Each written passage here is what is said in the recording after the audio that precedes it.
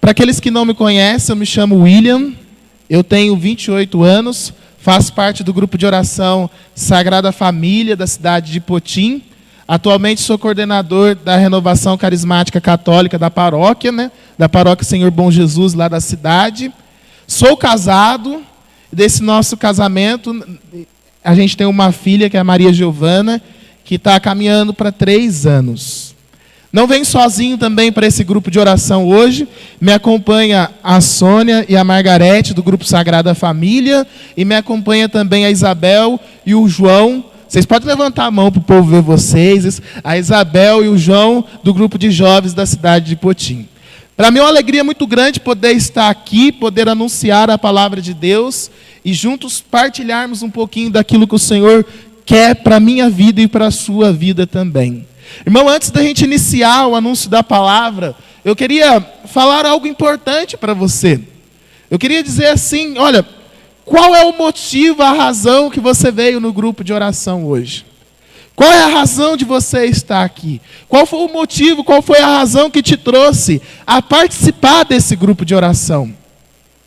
Irmãos, independente de qual razão você ora, você reza hoje, nós chegamos aqui não porque nós queríamos, mas porque o Senhor permitiu que nós estivéssemos aqui.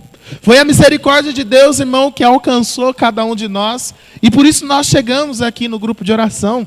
Então eu quero convidar você, irmão, durante esses 20, 25 minutos que nós vamos partilhar a palavra, eu quero convidar você, irmão, a abrir o coração inteiramente à palavra do Senhor.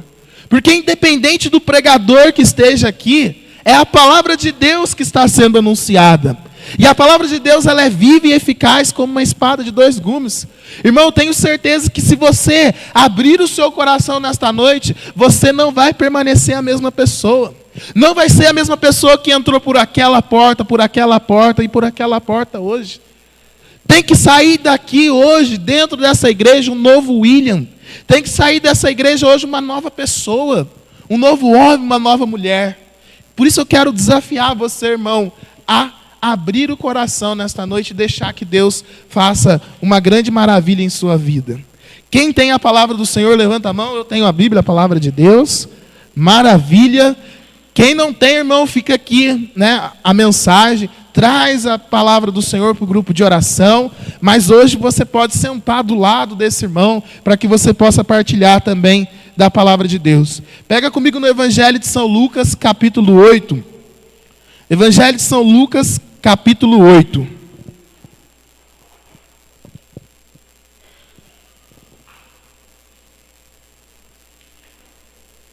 Na Bíblia Ave Maria, só para facilitar, está na página 1358.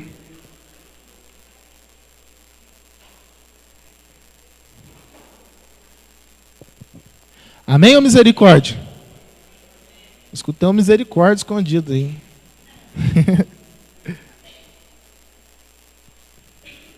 Amém? Vamos lá então. Vai dizer assim a palavra do Senhor. Versículo 40, capítulo 8, versículo 40. À sua volta, Jesus foi recebido por uma multidão que o esperava. O chefe da sinagoga, chamado Jairo, foi ao seu encontro, lançou-se aos seus pés e rogou-lhe que fosse à sua casa, porque tinha uma filha única, de uns 12 anos, que estava para morrer. Jesus dirigiu-se para lá, comprimido pelo povo. Ora, uma mulher que padecia de um fluxo de sangue, havia 12 anos, e tinha gasto com o médico todos os seus bens, sem que nenhum pudesse curar. Aproximou-se dele por detrás e tocou a orla do manto, e no mesmo instante lhe parou o fluxo de sangue. Jesus perguntou: quem foi que me tocou? Como todos negassem, Pedro e os que estavam disseram: Mestre, a multidão te aperta de todos os lados. Jesus replicou: alguém me tocou, porque percebi sair de mim uma força. A mulher viu-se descoberta e foi tremendo, e prostrou-se aos pés. de Jesus e declarou diante de todo o povo o motivo por que o havia tocado e como logo ficara curada. Jesus disse-lhe: minha filha, tua fé te salvou, vá em paz. Enquanto ainda falava, veio alguém e disse ao chefe da sinagoga: tua filha acaba de morrer, não incomodes mais o mestre. Não temas. Mas Jesus o ouviu e disse a Jairo: não temas, crê somente e ela será salva. Quando Jesus chegou à casa, não deixou ninguém entrar com ele, senão Pedro, Tiago, João, com o pai e a mãe da menina. Todos, entretanto, choravam e se lamentavam. Mas Jesus disse: não choreis, a menina não morreu, mas dorme. Zombavam dele, pois sabiam bem que estava morta. Mas, segurando ele a mão dela, disse em alta voz: menina, levanta-te. Voltou-lhe a vida e ela levantou-se imediatamente. Jesus mandou que lhe dessem de comer. Seus pais ficaram tomados de pasmo. Jesus ordenou-lhes que não contassem a pessoa alguma o que se tinha passado. Palavra da salvação. Palavra da salvação. Podemos aplaudir a palavra da salvação.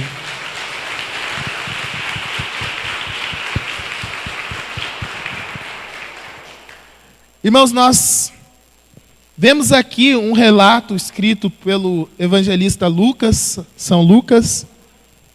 E São Lucas, ele era um homem que nunca teve assim um contato físico com Jesus, né? O contato, porque ele não conviveu com Jesus. Mas ele traz detalhes para a gente da história de Jesus, de fatos que aconteceram com Jesus, tão extremamente detalhados, a ponto de nós podermos dizer exatamente que Lucas, ele era íntimo do Senhor. Ele era íntimo do Senhor a ponto de detalhar cada fato que aconteceu. E aqui nós temos então a história de uma mulher, no qual a palavra do Senhor, ela não diz, não dá um nome para esta mulher. Essa mulher talvez seja uma mulher anônima, e nós não temos então, portanto, o nome dessa mulher. Mas, ao escutar a história dessa mulher, ao ver a história dessa mulher e aprofundar na história dessa mulher, muitas vezes a gente pode se emocionar com o tamanho da fé desta mulher. Mas a história começa com Jesus chegando dentro da cidade. E Jesus estava chegando dentro da cidade, e por Jesus ser uma pessoa muito conhecida, por Jesus realizar milagres, por Jesus anunciar o evangelho, a multidão seguia Jesus, a ponto da multidão também comprimir o Senhor Jesus. Aonde Jesus ia, a multidão ia atrás. A multidão estava lá diante de Jesus, e quando Jesus adentrou aquele lugar, um homem chamado Jairo, que era chefe da igreja daquela localidade, que era responsável por todo, vamos dizer assim, todo o culto daquela igreja, toda a organização daquela igreja, falou: olha, Jesus, a minha filha está doente. E Jesus foi então em socorro daquele homem. Mas a palavra de Deus diz então que quando Jesus ia caminhando, talvez em direção à casa daquele homem, essa mulher apareceu. Essa mulher veio ao encontro de Jesus. Irmãos, naquela época, a mulher, o valor da mulher para o judeu estava condicionado à capacidade dela ter filhos. A mulher, ela tinha, se ela tivesse filhos, ela tinha alto valor para o povo naquela época. E a palavra de Deus diz então que essa mulher, por 12 longos anos da vida dela, ela sofria de um fluxo de sangue. 12 anos, irmão. Era 12 anos que estava ali de forma ininterrupta, sofrendo desse fluxo de sangue que saía daquela mulher. E também, irmão, naquela época, quando uma pessoa nascia, ou ela contraía uma doença, ela era considerada uma pessoa pecadora. Era excluída da sociedade. Ela era retirada do meio social e ela era levada para as periferias da cidade. E nas periferias da cidade, irmão, vivia pessoas como os leprosos, vivia pessoas como o coxo, vivia pessoas que continham doenças nas periferias da cidade. E essa mulher, ela passou a comparar a sua vida, comparar a vida dela também a essas pessoas que tinham essas doenças, consideradas pessoas impuras. Olha, se você nascesse com qualquer tipo de deficiência, você era considerado impuro. Ou você pecou, ou seus pais pecaram e por isso Deus te castigou. Então, se um pai de família, ou uma mãe de família, num dado momento da história dela, ela contraísse alguma doença, vamos dizer, a lepra, por exemplo, essa pessoa ela tinha que se retirar do convívio social, ela tinha que abandonar toda a família dela, os filhos, os amigos, e morar às periferias da cidade. O sacerdote constatava a doença e eles eram retirados de dentro da cidade. Algumas pessoas tinham a licença do governo daquela época, para poder adentrar na cidade e pedir esmola. Alguns tinham, mas a grande maioria vivia afastado da cidade. Olha, irmão, eu fico imaginando como que essa notícia chegou para aquela mulher, né? De que modo que a notícia chegou para aquela mulher? Olha, Jesus está na cidade. Alguém chegou e falou isso para ela. Irmãos, eu fico imaginando que, de repente, foi um cego que chegou lá no Vale dos Excluídos, onde estavam todos os excluídos da sociedade. Chegou, olha, tem gente diferente na cidade. Está um tal Jesus lá na cidade que é capaz de curar, que é capaz de libertar. E a palavra de Deus diz também que essa mulher, durante 12 anos da vida dela, ela procurou médico, ela procurou várias outras pessoas em busca da cura que ela precisava. E ela não encontrou em ninguém. Médico algum, irmão, tinha solução para a vida dela. Às vezes nós enfrentamos isso também na nossa vida. Médico algum, ninguém tem a solução para a nossa vida. E essa mulher, ela se deparou com essa situação, ao ponto de repente, ela se acomodar e viver de forma isolada. Mas, quando ela soube que Jesus estava na cidade, quando ela soube que o Senhor estava na cidade, ela foi ao encontro de Jesus. Ela quebrou barreiras, ela quebrou os paradigmas, porque ela não podia ir na cidade, e ela foi até a cidade. Ela foi aonde estava Jesus. E diz a palavra do Senhor que aonde estava Jesus havia uma multidão que impedia aquela mulher de chegar até Jesus, impedia aquela mulher de tocar em Jesus. Mas a palavra de Deus diz que aquela mulher, ela vence as barreiras e toca na orla do manto do mestre. E a palavra diz que instantaneamente ela foi curada. Foi de modo instantâneo, ela foi curada. Irmãos, é verdade que muitas vezes a gente vem no grupo de oração, a gente não abre o coração verdadeiramente para o Senhor. Por isso que eu falei logo no início aqui, olha, eu sou de um tempo na renovação carismática católica, e que as pessoas tinham a fé de mover montanhas. As pessoas abriam o coração verdadeiramente e deixavam que o Senhor curasse, que o Senhor transformasse. Às vezes, irmãos, nós precisamos ter essa atitude. Por causa de uma atitude dessa mulher, ela recebeu a cura. Às vezes nós temos que ter essa atitude para que Jesus alcance a nossa vida, para que Jesus alcance a nossa casa, para que Jesus alcance a nossa história, para que Jesus nos cure, nos liberte. Às vezes falta só uma atitude, e essa atitude é uma atitude de fé, de coragem, de se entregar verdadeiramente ao Senhor. Essa mulher, ela não teve dúvidas no coração dela, ela simplesmente tocou na orla do manto do mestre e foi curada instantaneamente. E ela ainda ficou com vergonha. Jesus ainda perguntou, olha, alguém me tocou? Mas tinha uma multidão em volta de Jesus, assim como tem uma multidão aqui hoje na igreja. Tem uma multidão aqui hoje na igreja, mas Jesus disse, olha, alguém me tocou. Mas tinha uma multidão de pessoas. E de repente, irmão, é você hoje que está tocando na orla do manto do mestre. Às vezes nós vamos no grupo de oração e nós vemos aquele irmãozinho assim que não para de chorar. A gente vê assim, nossa senhora, o que aconteceu com esse irmão? De repente, esse irmão, ele estava com o coração sensível à graça de Deus, e por isso ele recebeu essa grande cura interior de Deus na vida dele, na vida dela. E é assim que nós devemos ser. é abrir o nosso coração verdadeiramente à graça de Deus e deixar que Deus transforme a nossa vida, transforme o nosso pensamento, o nosso coração, o nosso sentimento, independente daquilo que nós passamos e vivemos. Irmão, essa experiência de fé aconteceu também na minha vida há mais de 10 anos atrás, deve ter uns 11 anos mais ou menos. Um dia, eu morava lá na cidade de Piquete, e lá em Piquete, um dia uma amiga, muito antes disso, eu tinha uma vida totalmente desregrada. Eu tinha uma vida de curtição, de bebedeira, de zoeira. Eu lembro que eu tinha horário para sair, mas eu não tinha horário para voltar para minha casa. E a minha mãe não dormia enquanto eu não chegava em casa. Minha mãe não descansava os olhos dela enquanto eu não chegasse em minha casa. Tamanha era a preocupação da minha mãe. Alguns amigos que saíam comigo naquela época, na curtição daquela época, alguns foram presos. Outros foram até assassinados. Um amigo meu muito querido, Diego, ele chegou a ser assassinado. Se eu tivesse continuado naquela vida, de repente o meu destino seria o mesmo, não estaria aqui hoje. Mas um dia uma amiga minha, lá da cidade de Piquete, falou assim: William, vamos fazer o Maranatá? Gente, eu falei, o que é esse negócio? Eu não sabia o que era Maranatá. Eu não sabia o que era esse negócio. Falei, o que é esse negócio? Esse negócio é de comer? Eu brinquei com ela no dia, né? Não, William, Maranatá não é de comer, não. O Maranatá é um retiro de jovens da Igreja Católica.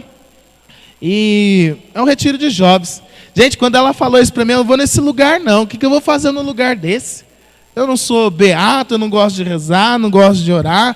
Pra vocês terem uma ideia, eu só tinha ido na igreja para ser batizado quando eu era criança. Então, quem levou eu foi meu pai e minha mãe. Eu, por mim mesmo, nem cheguei a ir na igreja. Mas ela fez esse convite. Aí, Deus usa de meios, de maneira, de modos, para atrair cada um de nós, que nós nem entendemos naquele momento. Mas Deus usou de meios assim comigo. Um dia, essa amiga falou assim para mim, assim, William, pensa bem. O Maranatá é um retiro de jovens, vai ter 25 meninos, está aqui a Lucimara, também de Piquete, né? Vai ter 25 meninas e 25 meninos. Quando ela falou que ia ter 25 meninas, gente, eu falei, eu vou nesse lugar. E só queria curtir, né? Eu achei que eu ia lá para zoar. Eu vou lá para zoar. Não vou para participar desse retiro nada, não. Vou por causa das 25 meninas.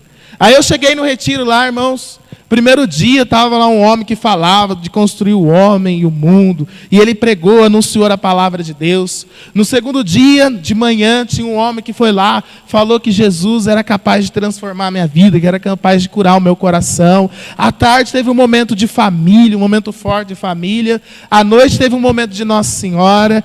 E no último dia foi a graça de Deus na minha vida. No primeiro dia, eu lembro que no primeiro dia, assim, eu olhava assim e falava assim, meu Deus do céu, o que eu estou fazendo aqui? Eu vou pular a janela e vou embora. Só que a casa de retiro era no segundo andar, se eu pulasse eu ia esborrachar.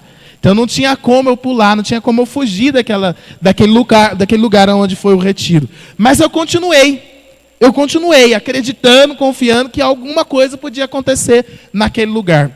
E no último dia Deus mandou um profeta. Deus mandou um homem de Deus.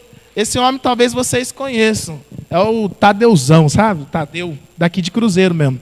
E esse homem falava assim, olha, deixa Deus transformar a sua vida. Deixa Deus curar o seu coração. Deixa o Espírito de Deus transformar a sua vida. E aquilo começou a mexer com o meu coração. Aquilo começou a incomodar eu de tal modo que eu começava a sentir algo diferente em mim. Quando ele encerrou a pregação, ele falou assim, agora fica de pé. Estenda os seus braços, erga os seus braços mais alto que você pode e reza, vem Espírito Santo, vem Espírito Santo. E ele falava, feche os seus olhos. E cada vez que ele falava, fechava os olhos, mais vontade de abrir o olho a gente tem. Eu tinha vontade de abrir o olho, não conseguia concentrar na oração. Fecha os olhos e pede o Espírito Santo. E aí começou a rezar, e de repente começou um xaralabaralá, candaralabaralarialá.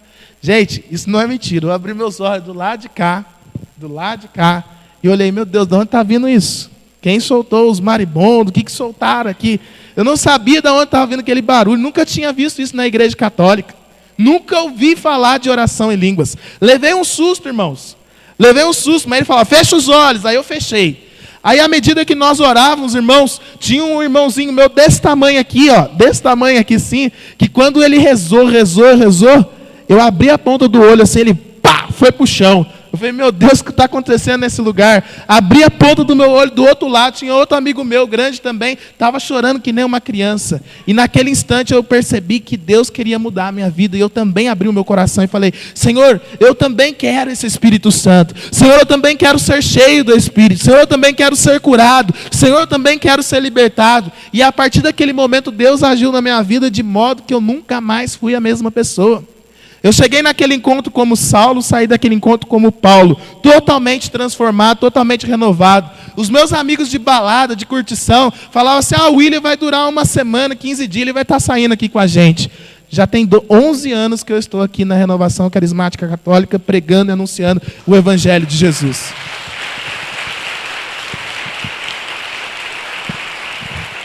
Aí você fala assim, irmão, depois que aconteceu isso na sua vida, esse impacto com Deus, a sua vida foi um mar de rosa. Sua vida foi um mar de rosa.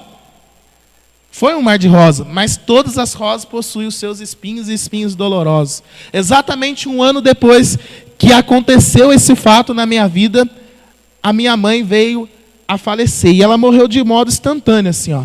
Um dia, de repente, ela morreu. Gente, eu chorei como uma criança, mas chorei. Quando a gente perde a mãe, a pessoa que a gente mais ama, a gente perde o chão. E eu perdi literalmente o chão. Não tinha mais nada, não tinha onde encontrar refúgio. E quando foi às 9 horas da manhã, lá na minha casa, o grupo de jovens Novo Alento da cidade de Piquete foi inteiro me apoiar, me dar força e ser amparo para mim. Gente, todos os dias eu chorava. Eu trabalhava em Guará. Todos os dias eu vinha de Guará para Piquete chorando. Guará para Piquete chorando. Guará para Piquete chorando. O que me deu forças foi o Senhor Jesus. O que me deu forças foi o grupo de oração. Foi no grupo de oração que eu encontrava o carinho, a força necessária. Foi no grupo de oração que Deus dizia para mim, olha, William, eu estou com você. Irmãos, foi no dia que a minha mãe morreu, 6 horas, eu chorei das 3 horas da manhã. Eu chorei das 2 horas da manhã até as 6 horas da manhã do outro dia, sem parar. Eu chorava. Só sabia chorar. Tanto que eu chorei, que o vizinho da minha casa bateu na porta da minha casa e falou, William, o que está acontecendo? William, o que está acontecendo? E ele abriu a porta da minha casa, eu falei para ele, era meu amigo Lucas, que também tinha feito Maranatá comigo, e eu falei assim, Lucas, a minha mãe morreu. Quando eu falei isso para o Lucas me deu um abraço, e ele falou assim para mim assim, eu estou com você. Naquele momento eu vi como se fosse o próprio Senhor Jesus me dando força, me amparando, me sustentando. Foi aquilo lá que me deu sustento, irmãos.